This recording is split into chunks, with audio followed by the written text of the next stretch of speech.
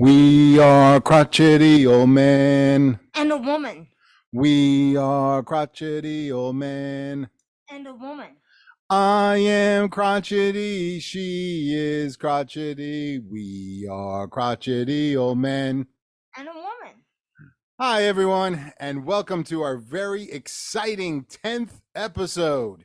A moment where I really did not think we'd be able to get to, as after the initial crotchetiness with Daniel and Alfred and everyone else. But how are you doing today? I'm doing pretty well. So what first off, let's just get through the formalities that I never actually did last week again. Feel free. This is a show that is for you, about you, and hopefully with you.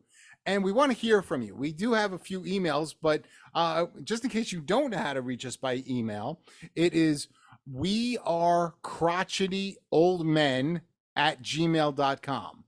That's we are crotchety old men at gmail.com. Or we are also on Twitter at crotchety old men, just at crotchety old men. And I know we had a few emails. So what did we get? We did. And I must say, the first one was all about me. So I'm going to read it verbatim. Nice.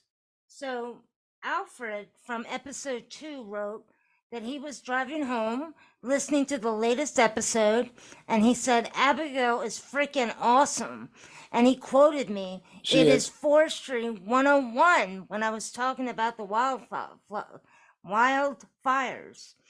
So he also goes on to indicate, go Abigail, time to rename the show We Are Crotchety Old Men and a Woman.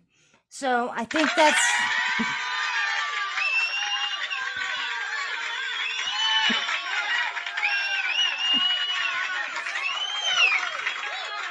well, Alfred, I totally can't agree with you more.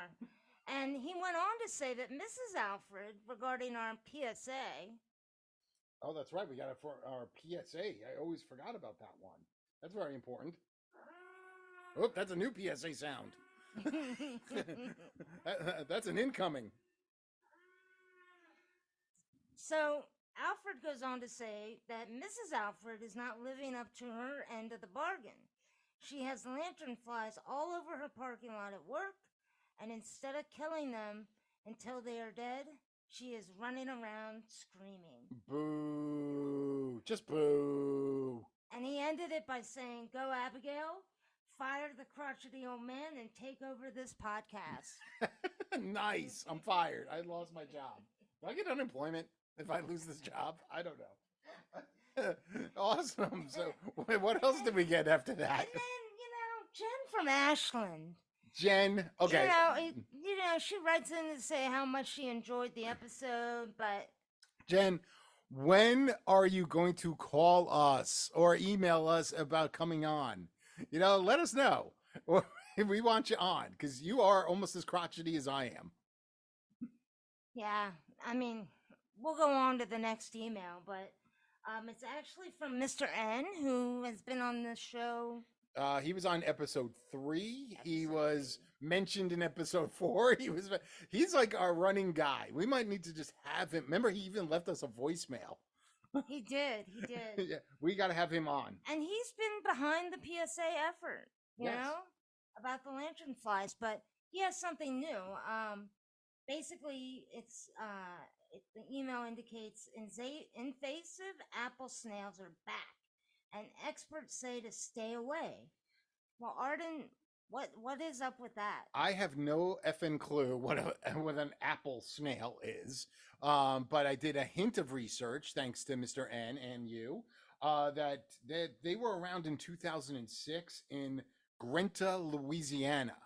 And that they're eating some like the foliage that falls into some of the canals, and they're by that what's the word where the whole ecosystem is being contaminated by these snails, and they really don't have that many natural predators. I'm not a big fan of the escargot, so I don't know if would you have some of that? No. Oh, okay. So so that's a little bit about them. That's all I know about them. What does Mr. N say? Anything? No, and I guess, we'll get an update from him next week, but I think we can move on. But please keep the emails coming. We really want to hear from you. And also, Mr. N, find out more if there's any other invasive species out there.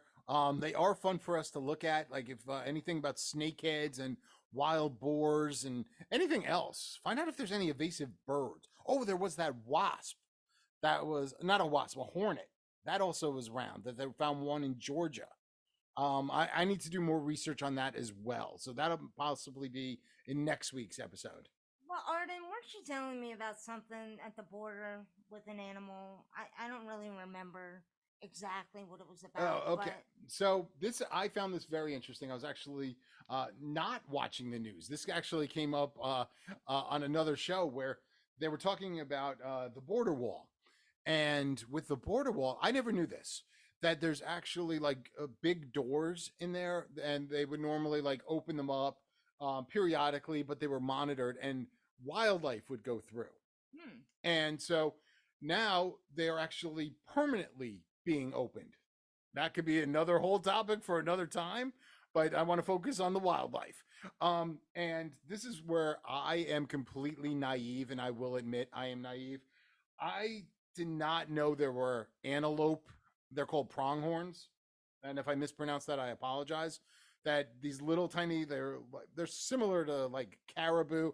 I thought antelope were only in Africa, and they can range for over 150 miles. Can you tell I lived like right outside New York City? We didn't have these things. We had like raccoons and skunks, and we had all the nasty varmints And rats. and rats. So I'm not used to like real animals. I think I mentioned, did I mention the snake story before? I don't think so. Okay. So I'm not going on a tangent, but so uh, living where I did in New Jersey, we had very little animal life. I mean, we did, but it was like the most common animal life you can have. And so I come down here. First of all, I'm a complete naive dumbass. I'm walking with one of my coworkers around our building, it, right off of a highway, and there's a black snake all curled up. I have never seen a snake in the wild before. I'm my dumbass. I'm walking towards it. I don't know if it's poisonous. I don't. Of course, I found out later it's not. And the person with me literally like is like, "What the f are you doing? That thing could bite you. Look at it. It's 8 feet long, and that thing will snap you." I'm like, "Oh, I was just gonna poke it with a stick." I'm freaking 50 years old wanting to poke a snake with a stick. What an idiot. Now, later, same thing. I had never been to a zoo before. Not a zoo, excuse me. Like I've never seen a cow in my life, like up close. So my admin assistant, I was actually running an office down here, and my admin assistant literally set up a time for the office to go to a zoo, and it's at McNair Farms. So not a zoo, I'm sorry, a farm. And I'm literally petting a cow with all the little tiny kids. And I was just about, I've never been like, I've never seen a pig, I've never seen chickens, and it was a whole like change of life for me. So now I'm learning about antelope. So I want to learn like what other animals are out there in the Midwest. Like then I never put one and one together because I don't think that way. I think one and one should be three. Like the Florida Panther hockey team is actually named after real panthers in Florida. Really? Yeah, like big, large cats in Florida. Like, can't they get rid of like the invasive species down there? Like, I don't think you would handle Florida very well with all the lizards, iguanas, and all the pythons that are down there. That some jackasses are letting loose. You know, hey, well, I don't like my snake no more. I'm going to let him loose in the marsh. Yeah, great, nice Well, job. if they can't even get rid of the Panthers, you can just forget about everything else. Well, the Panthers at least were natural there. They actually were natural. But you have the Bobcats out, in the Midwest. Once again, I'm from New Jersey. My mom was telling me that there's now because I guess there's like deforestation and all they're getting rid of like all the forested area. There's now deer walking around like her lawn. She lives in what you would normally think is a suburb. And literally there's deer walking around. That didn't happen when we grew up. There's no deer. And by the way, I learned about deer poop. She told me that there was a lot of little pellets all over the place. I thought that was disgusting. So that's my whole thing on animals, and so they're letting these deer walk in, all over the place. But yeah, that was just fascinating to me. So that was me not being crotchety. Now, what? But now wanted to know, like, are you feeling more crotchety this week? You were Well, you were like fired up last week. last week I was. Just a couple things. Um, the first is that I guess there's now discussion of a new variant of COVID coming around. Is that the case? So I've heard. I'm me talk. I don't know. Should I talk about COVID for 2 seconds? I don't know. Yes, and then I'll go on. And I apologize. Okay, so I worked. I went to work every day during COVID, into the office. We had to wear masks. It was awful. I caught COVID first before the boosters, not booster, before the vaccine came out. I had COVID. It was one of the worst times of my life. Guess what? After I got back. I went to work again, and then literally we had to wear a mask. I had to get vaccinated. Guess who got it? Again, I did. It sucked. So now you're telling me I need to get another booster? No, I'll leave it at that. I'm sorry. I interrupted. All I know is it's starting to pop up again. Seeing people wearing their masks. Again, if they haven't learned anything from the last time, I don't know what to say. Now, don't get me wrong. There are immunocompromised people out there that it makes sense to wear that mask. Yes, most certainly. But I'm starting to see young, very healthy people wearing them. And again, there's just no expression on their face that you can read. So it's just annoying. And hopefully the trend will basically that they will eliminate wearing masks again. Now, also, if you're in a car by yourself with a cigarette, why are you wearing a mask? I'm very confused by that. I did see that a few weeks ago where this woman was literally, she had like a crack of the window down. She had a cigarette on and she had her mask on by herself. What am I thinking? Like, we lived in some seriously effed up times. But if you are, overweight, if you have diabetes, if you're sick, yes, do wear a mask just in case. I mean, you might as well. Nothing wrong with it. Or if you're elderly. Like I told my vet, COVID is over. I was so annoyed during the COVID months, years, whatever, that I was unable to go into the vet office with my pet. Had to stay in my car. They would come pick up the dog and bring him back after the visit. So they sent me a survey. And in the survey, I told them that their practice of not letting people come into the building had to stop. And I actually put my real name. And sure enough, the following week, they changed the policy. Nice. But I digress. The other thing that got on my nerves a little this week is I was thinking about what was discussed on a previous episode about Snow White. Oh, what's going on with Snow White? Well, I mean, you described it. They're basically eliminating the true crux of the story, and that is simply that true love ends up being represented by a first kiss.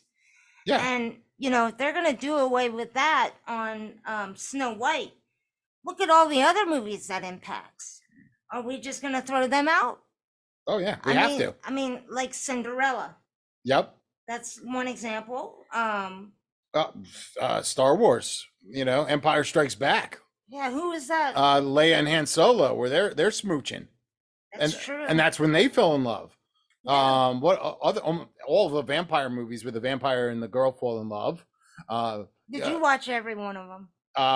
Yeah. Well, you mean like Twilight? Mm-hmm. No, I watched the original. Okay. I'm embarrassed. I did watch it, and I wasn't on a date either, because at least that would be a good excuse.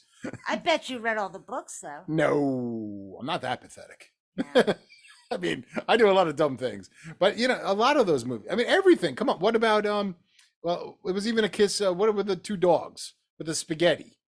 Where they're like, with the spaghetti. Yeah, a Lady and the Tramp. Come on. Lady and the I mean, Tramp. it's not a kiss, but they were eating spaghetti together and their lips did lock, what are we going to do? Say nope, can't do that? I'm more yeah, that's bad. I'm sorry. I'm chatting away I again. I guess, need my I mean, job. my point is, what girl or woman doesn't want that first kiss to represent true love? And if Disney is going to take that away with their basically one of their franchise movies, then it'll be interesting to see what happens moving forward. Yeah, But that upset me, that did Arden. upset you. But I think that's all I had for the week. Yep. Did you want to read the email, or do you want me to talk about the other thing I had? Go ahead and talk about your other thing, and Okay. maybe if there's If time, there's time, I'll okay. talk about the other email. No problem. So the other thing that is actually getting a lot of traction in the news that you may have saw was the alcohol czar is actually, and I'll go into that momentarily. Oh yeah. But the alcohol czar that we have is now recommending changing our alcohol habits to match what Canada has. Right now, the alcohol czar recommends, his name, by the way, is George Koob. And one actually comedian called him Koob the Boob, which I, of course, in my childish laughter, found that funny. And so, like, they say that the current measurement is if you're a man, you will have 2 drinks a night, and for a woman, 1. Well, in Canada, it's 2 drinks for a week. And for a woman, 1 drink for a week. How great is that? I mean, like, I'm on a date. I'm like, hey, baby, no, you got to stop there. You can't, we're not ordering a bottle. You can only have 1. But first off, Arden, if that were me, that would just mean you would only see me once a week. oh, nice. But here's my real question. Why the hell do we have an alcohol czar? Like, when did that happen? I guess, that's just called job justification. I'm still trying to understand why we need one. Like, are we running? Like, do we not? Like, I mean, prohibition is over. Like, do we have a cigarette czar, a cannabis czar, a TV czar? Like, what other things do we have czars for?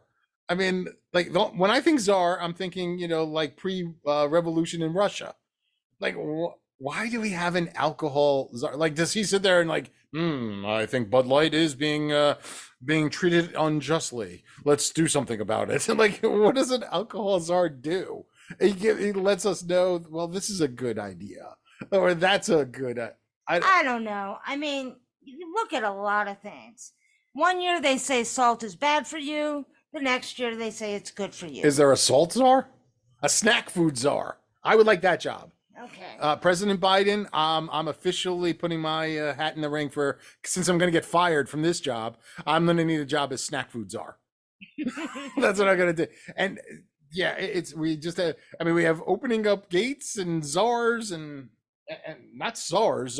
Yeah, and Arden, I forgot one email, and it was basically in reaction to my first date that I described last week, where the guy ended up asking the girl to pay him back for the meal via Venmo. Yes. Well, I thought I'd get an email back from a woman, but I got an email back from a guy named Jesse in New York. And Arden, I'll let you describe what happened to him. Oh, okay. Hold on. Sorry, I had to read it because I printed it out here.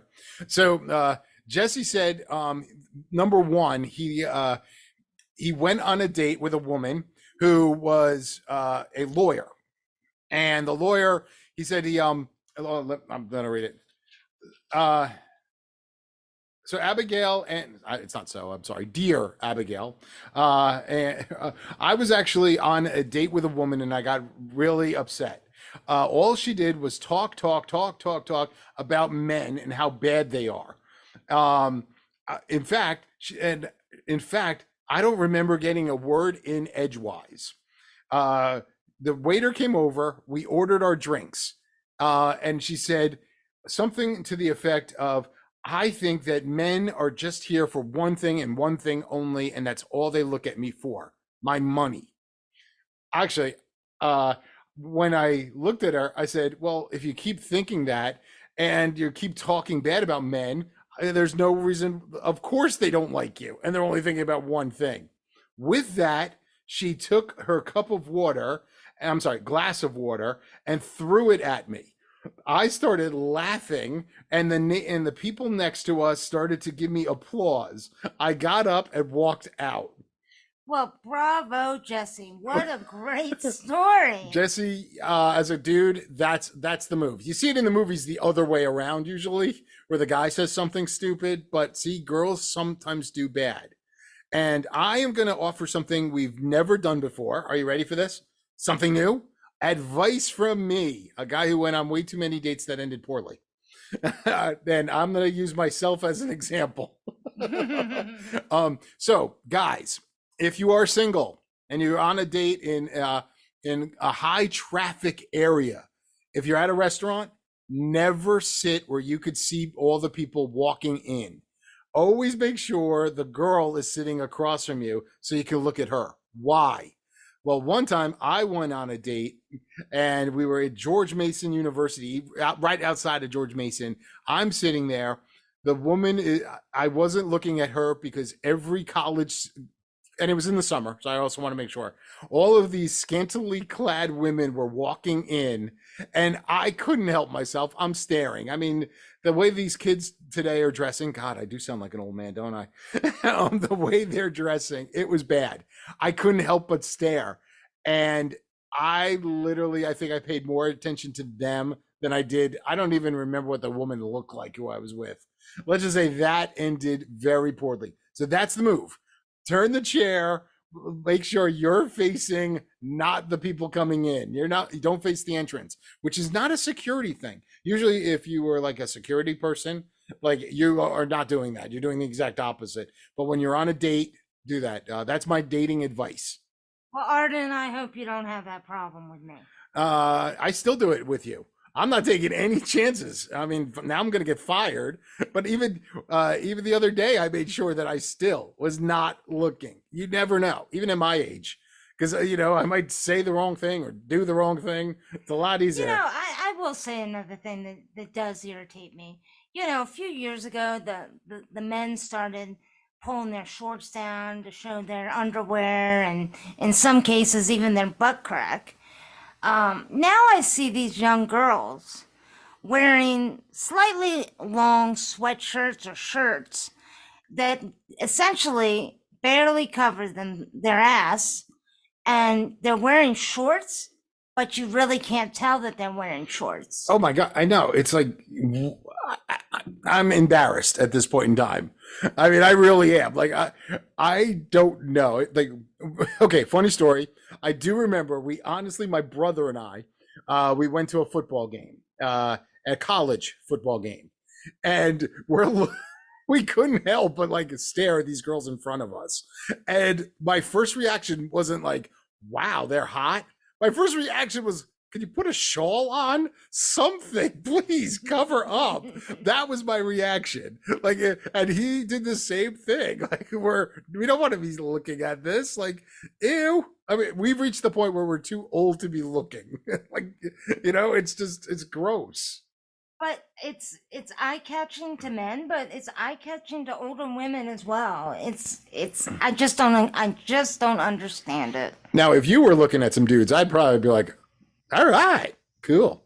But at the same time, it's I mean, the kids are just getting a little too crazy at this point in time. Anyway, before I start going off on another tangent about something else. And I think really quickly, one thing I know you're a little irritated with this week is it's back to school. Oh, and that means God. It's back to traffic. Mm-hmm. So, it's sad to see that the summer is essentially over next weekend. But time goes by faster every year that we get older. Yep, I am. God, I see those school buses already, and I'm fighting them. And I did even yesterday driving home from work. There's a school bus in front of me had its lights on yellow. That means it's going to stop. An asshole behind me started honking because I was slowing down. And then as soon as he starts to go around me, the lights went red. I'm like, dude, like, You're an asshole. What is wrong with you? Well, with my commute, I can avoid all that. But last year, I tended to go into work at school bus time, and it infuriated me when the bus pulls over and about 10 kids get on, Mm-hmm. and then there's a straggler.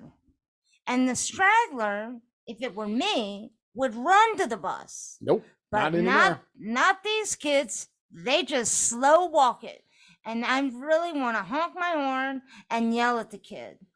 But the bus driver is to blame. The bus driver back in my day would shut the door and take off. I Now, is it for like safety reasons or anything? Like, this is just me, not, once again, I'm being naive. Like like the kids are all in a line now. They're all walking slowly, like it's one at a time. Like, we just used to just pile in and just go get. Like, I don't think it might not be the bus driver. It could be that they have to follow strict safety regulations. No, no. I just I think have that no these idea. stragglers they just feel entitled to just do as they want to do, and they just have no respect for common sense. Well, yeah, that's normal now. I mean, I honestly, when I was a kid, I stopped taking the school bus when I was 6. Huh. At 7 years old, I was walking until I got a car, and then I was driving to school. So I don't know. I was never a bus kid. So I really don't want to complain too much about being a bus kid. The only time I went on a bus is when we would go to, go to the maple, the where they make maple syrup. That was we did it like 3 times. Like, seriously, can you get another activity for kids? Okay, let's go and see how they make maple syrup again. Ugh. Yeah, I mean, with all the crap in New Jersey, well, now who knows where they go. Hey, this is where the crack den is. Hey, here's what another topic for another time. Anyway, thank you again for being on. Thank you, Abigail, for being part of our show. So, uh, we are crotchety old men. And a woman. We are crotchety old men. And a woman. I am crotchety. She is crotchety. We are crotchety old men. And a woman.